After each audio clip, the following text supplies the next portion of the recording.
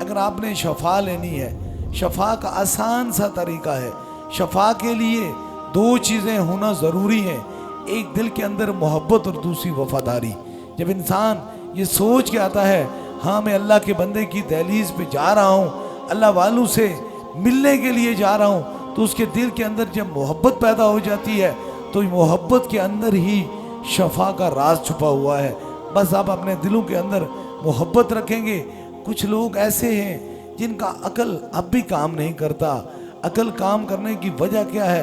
रब फरमाता है मेरी इजाज़त के बगैर मौसम ख़ज़ा में हज़ारों नहीं अनगिनत दरख्त लातादाद पत्ते हैं, लेकिन मेरे हुक्म के बगैर एक पीला पत्ता भी ज़मीन पे गिर नहीं सकता।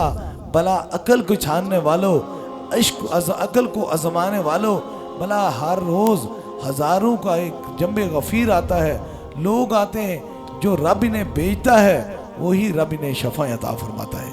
इसलिए अपने दिल के अंदर आजमाइश नहीं मोहब्बत लेकर आया करें। आजमाइश वाला बंदा हमेशा आजमाइश में गिरफ्तार होता है और मोहब्बत वाला शफा पा के चला जाता है।